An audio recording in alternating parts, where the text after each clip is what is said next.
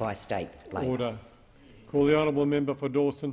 Thanks, Mr Deputy Speaker. When migrants become Australian citizens, they make an affirmation or an oath which reads, "From this time forward under God, I pledge my loyalty to Australia and its people, whose democratic beliefs I share, whose rights and liberties I respect and whose laws I will uphold and obey." They're also asked to sign a statement that they respect Australian values such as freedom, dignity of the individual, freedom of religion, rule of law, democracy, equality of the sexes and egalitarianism. So when the government considers removing citizenship for those who join foreign fighters or terrorist organisations who pledge and advocate death to Australians, it should be a moot point. Citizenship for those foreign fighters, terrorists and terrorist supporters was voided by their own hands.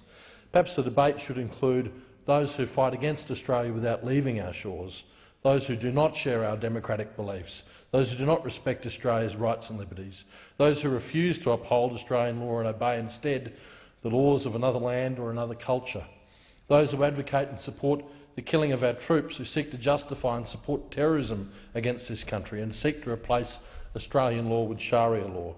How do we get to a place where we not only allow but encourage beliefs, customs and actions that could be regarded as un-Australian at best and treasonous at worst? Could it be that multiculturalism has failed us as a nation? I mean, if multiculturalism simply meant Australia as a new world country was made up of citizens from all ethnicities around the world, all pulling together towards a common goal, that would be fine, laudable even. If multiculturalism simply meant migrants brought with them to Australia their own unique cuisine, arts and festivals which were woven into the mainstream culture, then as a nation we'd be richer for that contribution.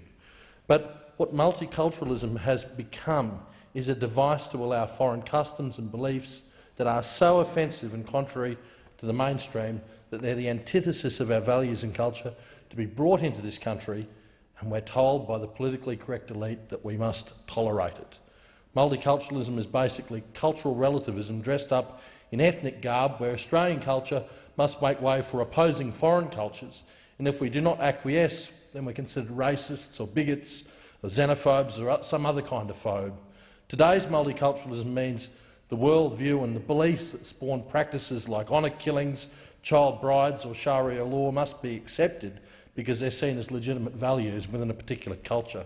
Well, this approach completely disregards the fact that such practices are considered abhorrent and barbaric by all the other cultures that make up Australia. What we have in Australia is no longer one culture and one society. We have enclaves where these practices are carried out and even condoned. I'll go through some headlines, Mr Deputy Speaker, of recent years. A 14-year-old girl was forced into an Islamic marriage with a Western Sydney drug gang member who raped and beat her and later physically abused their daughter, from the Daily Telegraph, February 2014. First female genital mutilation case to go to trial in the New South Wales Supreme Court in the Sydney Morning Herald, December 2014.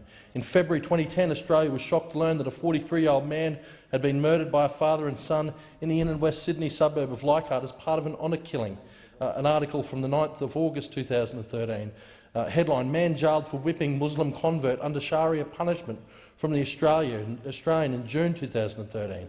Do we hear clear condemnation from our Islamic leaders about these actions and the worldview in which they're spawned from? We do not. Instead, we hear excuses for the inexcusable. People like Kaiser Trad of the Islamic Friendship Association and Muhammad Al-Isi of the Islamic Council of Victoria suggest the other day that not having a job leads to fighting for ISIS, but unemployment doesn't lead other sectors of our community into terrorism. On Sky News earlier this week, the president of the Australian Muslim Women's Association, Silma Iram, said that the terrorists of today are the governments of tomorrow. What's he trying to say about ISIS? Instead of trying to paper over the barbarity of the Islamic State and advocating for them a place at the UN, we must call them out for what they are and defend at all costs the way of life Australians hold so dear. We have to move away from the ethnic enclaves inspired by multiculturalism with their values that are the antithesis of Australian values. When migrants and second-generation migrants are assimilated into the mainstream, then they're no longer disenfranchised or segregated. Quite simply, we should hold new Australians to their word, demand the allegiance they pledged to Australia at the citizenship ceremony be upheld. We need to leave multiculturalism behind and focus on citizenship, a citizenship of many ethnicities and races coming together as one people with one set of Australian values.